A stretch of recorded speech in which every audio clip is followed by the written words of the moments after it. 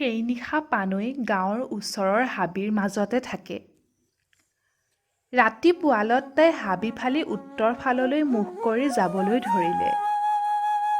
বাঘ, ভালুক ইত্যাদিৰ ভয়ত তাই আঠুকি আঠুকি দৌৰিবলৈ ধৰিলে। তাই কলৈনো যাব, কিনো কৰিব, ইয়াৰ একোকে থিৰ কৰিব নোৱাৰিলে।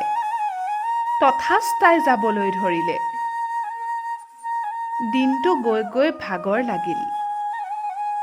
ৰাতিও হ'ল। এজোপা গছৰ তলতে প্ৰাণৰ মায়া এৰি পৰি থাকিল। পিছদিনা ৰাতিপুৱা তাই আকৌ যাবলৈ ধৰিলে। এইদৰে আৰু ৩ সাঁজ লঘোণ খাটি গধূলি এখন হিন্দু গাঁও পালেগৈ। তাত হাবিৰ পৰা ওলাই সেই গাঁৱৰে এঘৰ মানুহৰ ঘৰত চাপিল আৰু আঁতুৰ মাতেৰে পানী এটোপা খুজি খাই নিশাটো তাতে থাকিবলৈ মন কৰিলে। যি মানুহৰ ঘৰত পানৈ চাপিছিল, গাঁৱৰ ভিতৰত সেই মানুহ ঘৰেই চহকী। সেই ঘৰৰ ২-৩টা ডেকা আছিল। ডেকাকেইজনে অলপ অলপ লেখা পঢ়াও জানিছিল। এজন ডেকায়ে পানৈক দেখিলে যে তাই মিৰিয়নী হ'লেও কিন্তু দেখিবলৈ বৰ শুৱনি। তাইনো ক'ৰ পৰা আহিছে, কিয়নো এনেকৈ হাবিৰ মাজে মাজে ঘূৰি ফুৰিছে, এইবিলাক কথা তাৰ জানিবলৈ বৰ ইচ্ছা হ'ল। পানৈক পানী দুনি খুৱাই অলপ ঠাণ্ডা কৰি গধূলি হৈ আহিলত ডেকাজনে লাহে লাহে হাতত এটা বটল, এটা গিলাচ লৈ চৰাঘৰত বহিল আৰু তেওঁ চাকৰক ধপাত খুজিলে। চাকৰে ধপাত আনি দিলে। তই ধপাত খাৱনে? খাওঁ। তই আপুং খাৱনে? পানৈয়ে এই কথাত পেটে পেটে ভাবিলে যে তাই আজি ৩ দিন অনাহাৰ। শৰীৰত বৰ ভাগৰ লাগিছে। সদায় খাই থকা এটুপি আপং পালে তাই শুকান গললৈ ৰস আহে। ভাগৰ লগা দেহাটোত অলপ বল হ'ব বুলি ভাবি চিন্তি তাই ইচ্ছা প্ৰকাশ কৰিলে। তেতিয়া এই ডেকাজনে গিলাচে গিলাচে পানৈক মদ দিবলৈ ধৰিলে আৰু নিজেও খাবলৈ ধৰিলে। পানৈয়ে ৩-৪ গিলাচ মদ পেটত পেলালে। তথাপি কিন্তু তাই অধীৰ বা মতলীয়া নহ'ল।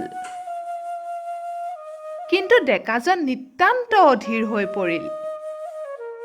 তাৰ প্ৰথমেই ভাৱ হ'ল যে পানৈ গাভৰু। তাই দেখিবলৈও বৰ শুৱনি। তই দেখিবলৈ বাৰু জানো। হয় আৰু নহয়নো কেলে? হ'লো এবাৰ, কিনো হ'ল? একো নাই হোৱাটো। তোৰ নামটোনো কি? পানৈ। তোৰ নামটো বাৰু? এৰা, মোৰ সকলো বাৰু। ডেকাজনে এই কেইফাকি কথা বতৰা কৈয়ে উত্ৰাৱল হ'ল। শ্ৰোতাবৃন্দ, ক'বলৈ লাজ লাগে। ডেকাজনে অত্যাচাৰ কৰিবৰ মনেৰে পানৈৰ সৈতে দবৰা দবৰি লগালে। কিন্তু তাইক সি বলে নোৱাৰিলে। সি তাইৰ সতীত্ব নষ্ট কৰিবলৈ পাৰগ নহ'ল।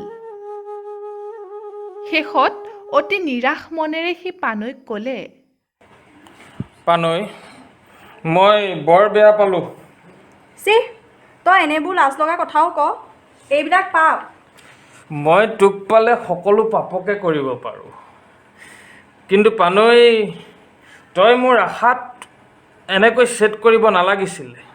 চিহ, তই ভাল মানুহ হৈ আমাৰ মিৰি ছোৱালীটো চকু দিয়। আমি তহঁতৰ বেটীজোৰো নহওঁ। পানৈ, তই যদি বেটি ছোৱালীও হ'লিহেঁতেন, অথচ মই তোক নেৰিলোহেঁতেন। পানৈ, মোৰ প্ৰাণ শীতল কৰ। প্ৰিয় শ্ৰোতাবৃন্দ, এই ডেকাটো নিতান্ত চিত্তহীন নহয়। তাৰ নিচা এৰিলত পানৈৰ তেজোনৈ শেষৰ কথা কেইফাকিয়ে তাৰ জ্ঞান চকু মুকলি কৰিলে। ডেকাটোৰ এই কেইফাকি কথাত পানৈ উলটিল আৰু চিত্তেৰে সৈতে ডেকাটোক শলাগিলে। ৰাতি সিহঁতৰ ঘৰতে খাই বৈ পৰি থাকিল। কিন্তু ৰাতি পুৱাওঁ হওঁতেই তাই সিহঁতৰ ঘৰ এৰি আকৌ হাবিলৈ পলাল। প্ৰিয় শ্ৰোতাবৃন্দ, জংকী আজি 4 দিনে পানৈক বিচাৰিবলৈ কম নকৰিলে। দিনে ৰাতিয়ে লঘোণে ভোকে থাকিও হাবিয়ে বননিয়ে গাঁৱে ভূঞে তাইক বিচাৰিলে, কিন্তু ক'তো তাইৰ বাতৰি নাপালে। অৱশেষত কি ঐশ্বৰিক শক্তিৰ বলতনো পানৈ নিশা যি মানুহৰ ঘৰত আছিল তাতে সিও চাপিলগৈ, আৰু গৈ খবৰ পালে যে সি যেনেকুৱা বিৱৰণ দিছে তেনেকুৱা বিধৰ এজনী গাভৰু সি পোৱাৰ 2 দিনৰ আগে তালৈকে গৈছিল। নিশা সিহঁতৰ ঘৰতে আছিল। তাৰ পাছতনো কলৈ গ'ল সিহঁতে ক'ব নোৱাৰে। সিহঁতৰ এই কথাত জংকীক পানৈ পাবৰ আশা অলপ বলৱতী হ'ল। এই কথা গম পাই সি পুৱাই ভেবেলী চুকৰ ফালে বাট ল'লে। ভেবেলী চুকৰ হাবিত সোমাইছে মাথোন। এনেতে ক'ৰ পৰা কেনেকৈ 5টামান গাচি মিৰিয়ে তাক বেৰি মুখত সোপা দি কঁকালত দোল লগাই টানি লৈ গ'ল সি ধৰিবই নোৱাৰিলে। দিনৰ দিনটো সিহঁতে তাক হাবিৰ মাজে মাজে আৰু সুৰসুৰীয়া বাটেৰে লৈ যাব ধৰিলে। শ্ৰোতাবৃন্দ, এইবাৰ যে তাৰ মনত কেনে লাগিল তাক বৰ্ণাই এটাব নোৱাৰি। সি ভাবিলে, সিনো কি জগৰ লগালে যে পৰ্বতীয়া গাচিমিৰিহঁতে তাক এনেকৈ ধৰিলে। ৰাতি হ'ল। এজোপা গছৰ তলত গাচিহঁত নিশা থাকিল, আৰু সিহঁতে ওৰে নিশাটো জংকীক বেৰি থাকিল। তাৰ হাতত যি টকা কাৰি আছিল তাকো আত্মসাৎ কৰিলে। পিছদিনা গাচিমিৰিহঁতে তাক পৰ্বতৰ ওপৰলৈ তুলি লৈ গ'ল। দুৰ্গম বাটেৰে নিবলৈ ধৰিলে। ঠায়ে ঠায়ে অসংখ্য নিজৰা বেতৰ সাঁকোৰে পাৰ কৰালে। তাৰ পাছত পৰ্বতৰ ওপৰে ওপৰে পশ্চিম ফাললৈ গ'ল। এইদৰে 3 দিন 3 নিশা অনাহাৰে গৈ 4ৰ্থ দিনা পৰ্বতৰ ওপৰত এখন গাঁও দেখিলে। সি অনুমানতে বুজিব পাৰিলে সেইখন গাচিমিৰিৰ দেশ। সেই মানুহ 5জনে তেতিয়া জংকীৰ হাতৰ বান্ধ মোকলাই দিলে। গোটেই নিশা তাৰ চকুলৈ টোপনি নাহিল। সি তাৰ আগৰ অৱস্থা এতিয়াৰ অৱস্থা গুণিব ধৰিলে। তাৰ লগে লগে পানৈনো ক'ত আছে, সিনো কি মন্দ ভাগ্যত পৰ্বতীয়া মিৰিৰ দেশ পালেহি, এইবিলাক চিন্তা আকুল হ'ল।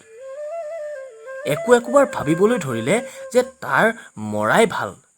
কিন্তু পানৈনো কি হ'ল ইয়াৰ শেষ কথা নজনাকৈ মৰিবৰো ইচ্ছা নহ'ল।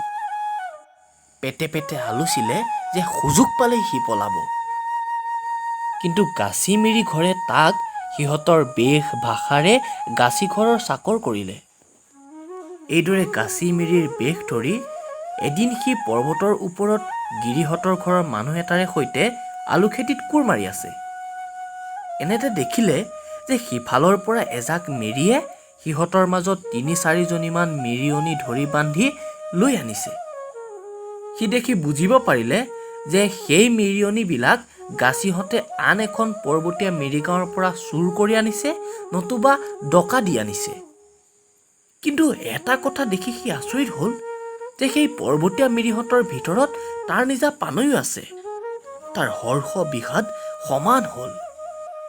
যি পানৈ সি ভৈয়ামত চিকুণ ৰিহা মেখেলাৰে সজ্জিত দেখি চকুৰ তৃপ্তি লভিছিল, সেই পানৈৰ গাত আজি গাচিমিৰিৰ সাজ, লগত কেতবোৰ পৰ্বতীয়া মণি, কঁকালত মুঠেই এহাতমান বহল এডোখৰ কাপোৰ। আহ, কি যন্ত্ৰণা! কিন্তু যা হওক, অৱশেষত 4 চকুৰ মিলন হ'ল। জংকীয়ে পেটে সৈতে পানৈক মাতো বুলি আন্দাজ কৰিলে।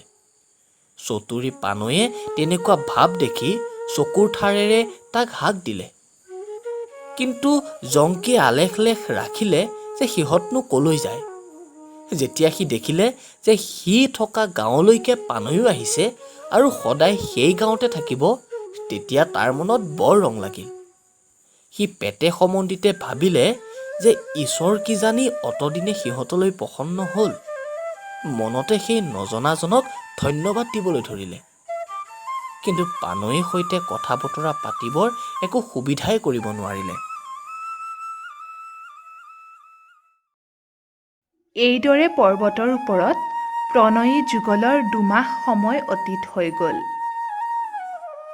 এই 2 মাহৰ ভিতৰত মুঠেই এদিন জংকীয়ে পানৈৰ সৈতে কথা বতৰা পাতিবলৈ সুবিধা পালে। মোক ভেবেলী চুকৰ পৰা চিলিমিৰিয়ে ধৰি আনিলে। এই চিলিমিৰি দেশত 4 মাহ থাকিলোঁ। তাৰ পাছত মই যি ঘৰত আছিলোঁ সেই মানুহ ঘৰক সিহঁতে কাটি মাৰি আমাক বন্দী কৰি আনিলে। তইনো এইখিনি কেনেকৈ পালিহি? পানৈ, তোক বিচাৰি ফুৰোঁতে এই গাচিমিৰিহঁতে মোকো ধৰি আনে। বাৰু এতিয়া আমি পলাবৰ দিহা কৰিব নোৱাৰোঁনে? এই গাচিমিৰিহঁতে সদায় আমাৰ ওপৰত চকু ৰাখে। পলোৱা বৰ টান। যা হওক, তই চল চাই এনিশা আহিবি। হাতত হাৰে ভৰিত হাৰে বেৰত টিলিকি মাৰিবি। মই ওলাই আহিম আৰু দুয়ো পলাম। এই 2 মাহৰ ভিতৰত জংকীয়ে পানৈৰ সৈতে মুঠতে এইকেষাৰ কথাহে ক'বলৈ পালে। দুয়োৰে একেই অৱস্থা। দুয়োকে দুঘৰ পৰ্বতীয়া মিৰিয়ে বন্দী কৰি ৰাখিছে। এই 2 মাহৰ ভিতৰত পানৈ যি মিৰি ঘৰত আছিল, সেই মিৰি ঘৰৰে ৰেবাং নামৰ এটি ডেকাই পানৈক তাৰ পৰ্বতীয়া দস্তুৰ মতে প্ৰণয়ো জনাইছিল আৰু তাইক তাৰ তিৰোতা কৰিবলৈকো বিচাৰিছিল। কিন্তু আমাৰ চতুৰী মিৰি জীয়ৰীয়ে এইবাৰো অনেক বুদ্ধি কৌশল কৰি তাইৰ সতীত্ব ৰক্ষা কৰিছিল। জংকী, কেনেকৈ আহিলি? পানৈ, মই যাৰ ঘৰত আছোঁ সিহঁতৰ টোপনি যাওঁতেই মই হাতত হাৰে ভৰিত হাৰে উঠি আহিছোঁ। পানৈ, আমি এতিয়া পলাব পাৰিলেই হয়। আহোঁতে মই মাৰ বাপেৰক দেখা কৰিছিলোঁ। মাৰ বাপেৰেও শপত খাইছে এইবাৰ হেনো তোক মই লৈ গ'লে আমাৰ দুইকে বিয়া পাতি দিব। তোৰ বাপেৰে মোক জোঁৱাই চপাই ল'ব, মোক পোগ কৰি ৰাখিব। পলাওঁ ব'ল, পিছতো আৰু অনেক কথা বতৰা পাতিব পাৰিম। জংকীৰ কথা শুনি ক'ব নোৱাৰাকৈয়ে পানৈ দুচকুৰে চকুলো নিগৰিল। যা হওক, এতিয়া আৰু কান্দিবৰ সময় নাই। লৰালৰিকে পলাবহে লাগে। এইবুলি চকু মুখ মচি বিচনাৰ ওপৰৰ পৰা গাটো দাঙি যাবলৈ মন কৰিছে মাথোন। এনেতে ক'ৰ পৰা জানো কেনেকৈ তৎক্ষণাত চকুৰ নিমিষতে ৰেবাং, কেডিং, তামেং, লাইপুং আদি 4টা পৰ্বতীয়া মিৰিয়ে সিহঁতক বেৰি ধৰিলে আৰু হাতে ভৰিয়ে বান্ধি পেলালে।